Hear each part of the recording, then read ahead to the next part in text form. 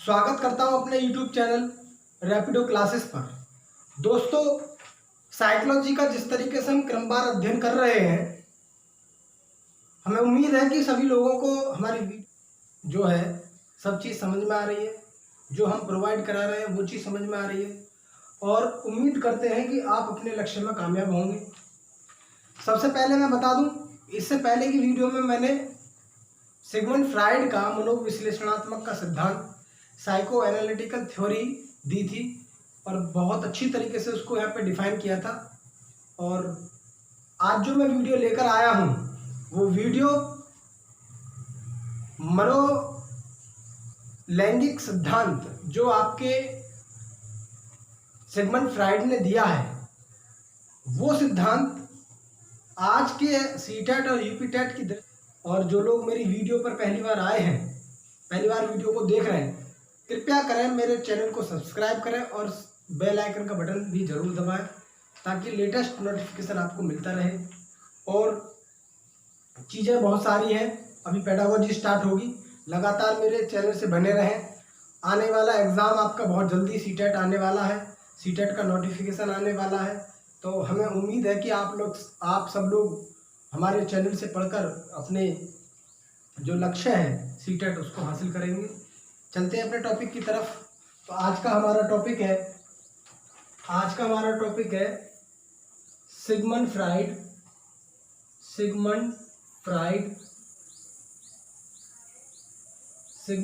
का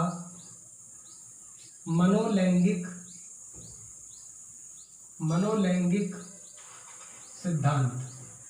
तो दोस्तों, इंग्लिश में इसको हम और भी नाम से जानते हैं। इंग्लिश में साइकोसेक्सुअल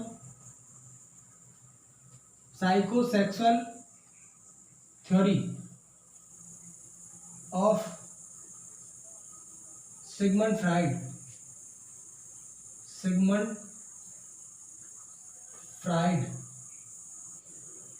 फ्राइड। तो दोस्तों, ये जो थ्योरी है, ये थ्योरी बहुत इंपॉर्टेंट है। जिस तरीके से मनोविश्लेषणात्मक सिद्धांत दिया था उसी तरीके से सिगमंड फ्राइड ने इस सिद्धांत को दिया। इसके प्रतिपादक कौन हो जाएंगे? प्रवर्तक। इसके प्रवर्तक हो जाएंगे सिगमंड फ्राइड। ये आपको याद रखना। दूसरा, ये जो सिगमंड फ्राइड का जो सिद्धांत है, ये व्यक्तित्व के क्षेत्र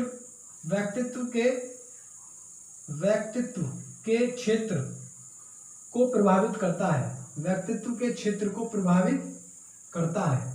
अगर आपसे पूछा जाए कि मनोलैंगिक सिद्धांत, जो सिगमंड फ्राइड का मनोलैंगिक सिद्धांत है, वो किस क्षेत्र को इफेक्ट करता है, तो आपको ये ध्यान रखना, पर्सनैलिटी के क्षेत्र को इफेक्ट करता है।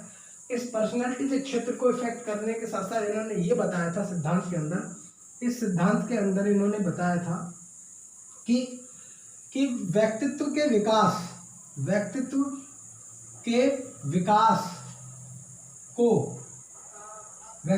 विकास को मनुष्य की काम प्रवृत्ति बहुत अधिक मात्रा में प्रभावित करती है। ये बहुत इंपॉर्टेंट चीज बताई इन्होंने कि जो सेक्सुअल जो पावर होती है इंसान के अंदर, जो काम प्रवृत्ति की जो इच्छा होती है, काम प्रवृत्ति के जो आपके संवेग होते हैं, वो कहीं ना कहीं व्यक्ति के व्यक्तित्व के क्षेत्र को प्रभावित करते हैं, कहीं ना कहीं व्यक्ति के विकास को प्रभावित करते हैं। और ये जो काम प्रवृत्ति है, इस काम प्रवृत्ति को लिबिडो नाम से, इन्होंने सिगमंड फ्राइड ने लिबिडो नाम से पुकारा था।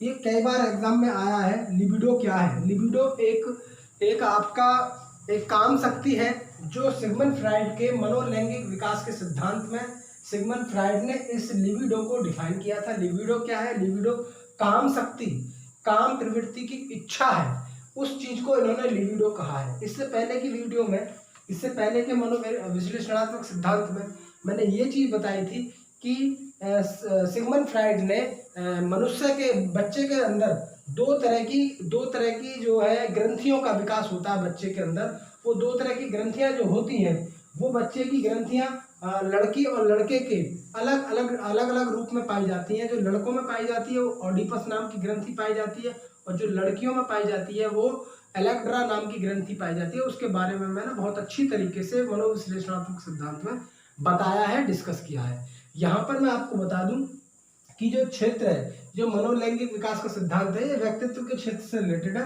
तो इसमें व्यक्तित्व के क्षेत्र को कहीं ना कहीं काम प्रवृत्ति मनुष्य की उसको प्रभावित करती है। उस काम प्रवृत्ति को सिगमंड फ्राइड ने लिबिडो नाम से पुकारा है। अब ये काम प्रवृत्ति होती कितने प्रकार की है? ये इस सिद्धांत के अंतर्गत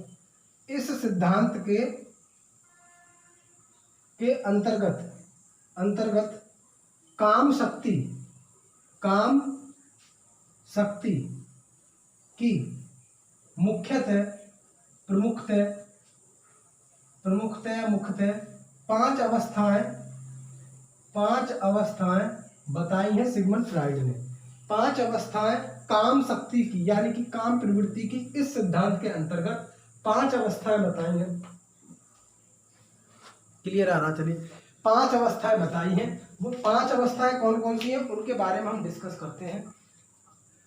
चलिए, इसको मैं मिटा देता हूं।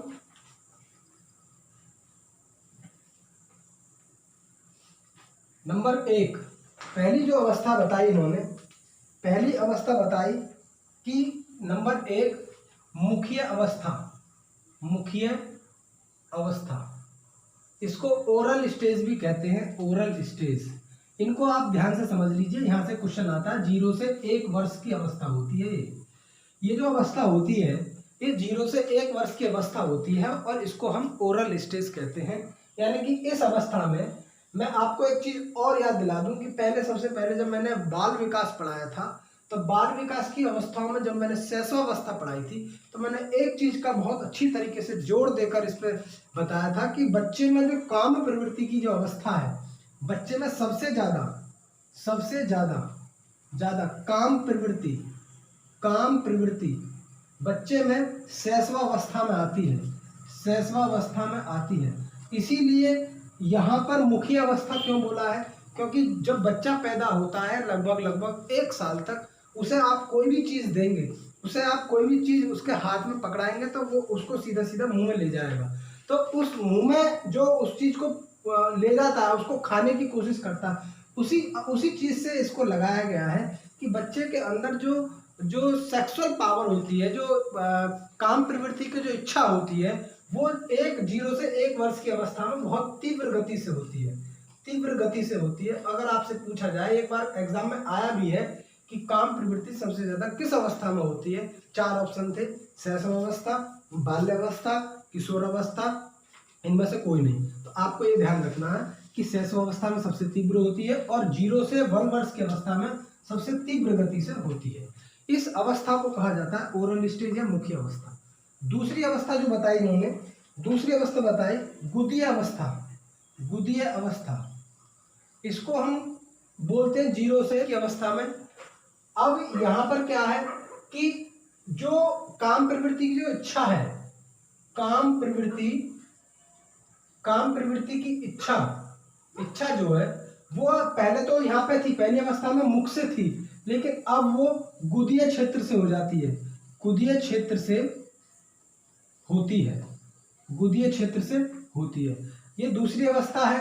इस दूसरी अवस्था में बच्चे की जो एज होगी वो 1 से 3 वर्ष की होगी, और इस अवस्था में मुख्य अवस्था को छोड़कर बच्चे की जो काम प्रवृत्ति है वो गुदीय अवस्था पे आ जाती है, इसलिए इसको गुदीय अवस्था कहा गया है। दूसरा, बालक इसमें क्या हो जाता है? बालक इसमें जिद्दी हो जाता है इस अवस्था में, या आक्रामक हो जाता है। बालक आक्रामक अवस्था भी कहा है इसको, जिद्दी या आक्रामक या हठीय अवस्था भी इसको कहा है, हठीय अवस्था, हठधर्मी की अवस्था कहा जाता है इसको। बालक इसमें हठ करने लगता है। तो ये 2 अवस्थाएं हो गई, पहली अवस्था मुख्य अवस्था, दूसरी आपकी गुदीय अवस्था। अब हम बात करते हैं नंबर 3 के बारे में बात करते हैं।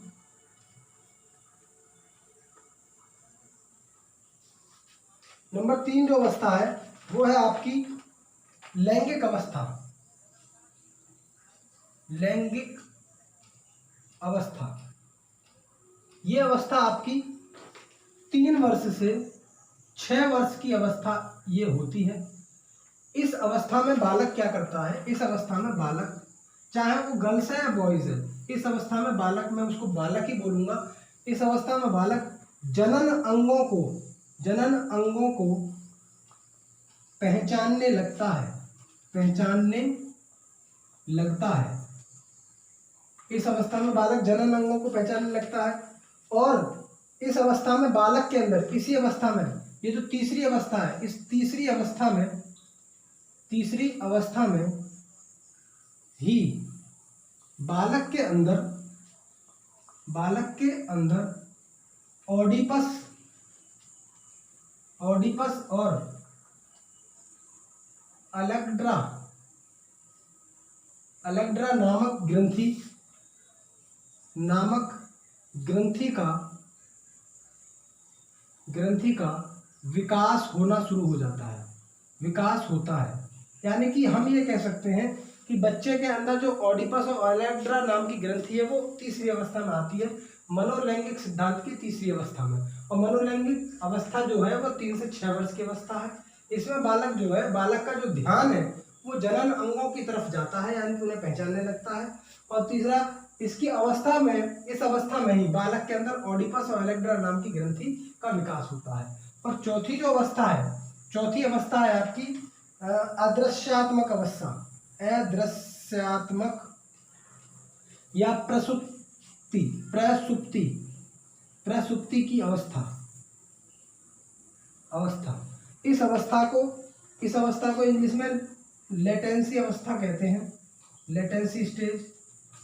और ये स्टेज जो होती है आपकी 7 से 12 वर्ष की अवस्था होती है, 7 से 12 वर्ष। ये क्लियर आ रहा है यहाँ तक? 7 से 12 वर्ष की अवस्था होती है। चलिए, अब इस अवस्था में आपको पता है कि अदृश्यात्मक या प्रसुप्ति का मतलब क्या होता है, सुस्त वाली अवस्था। इस अवस्था में जो काम प्रवृत्ति है, बच्चे के अंदर जो सेक्सुअल पावर है वो बिल्कुल शून्य नहीं होती, मतलब ये अदृश्य हो जाती है। अदृश्य का मतलब है कि बच्चे के अंदर, बच्चा काम प्रवृत्ति की तरफ ध्यान ना देकर बालक यहाँ पर रचनात्मक कार्यों की तरफ ध्यान देगा, रचनात्मक कार्यों की तरफ ध्यान आकर्षित करता है, ध्यान आकर्षित करता है। यानी कि बालक का जो ध्यान है वो इस अवस्था में जो काम प्रवृत्ति की तरफ ना जाकर कहाँ जाता है, रचनात्मक कार्यों की तरफ जाता है, फ्रेंड सर्कल में ज़्यादा घूमता है, अपने दोस्त बनाता है। इसीलिए इसको जो हम टोली की अवस्था भी कहते हैं। दूसरा, प्रसुप्ति अवस्था का मतलब क्या है कि काम प्रवृत्ति सुस्त हो जाती है। ये अवस्था आपकी कौन सी है, अदृश्यात्मक अवस्था कहलाती है। नेक्स्ट बात करते हैं नंबर 5 पे बात करते हैं। ये इसकी लास्ट अवस्था है, जो 5 अवस्था इसने बताई थी। 5वीं अवस्था है इसकी जननेंद्रिय अवस्था। इस अवस्था को हम कहते हैं जेनिटल स्टेज। और ये अवस्था होती है 12 से बाद की अवस्था कहलाती है। इस अवस्था में बालक अपनी काम शक्ति का प्रयोग संतान उत्पत्ति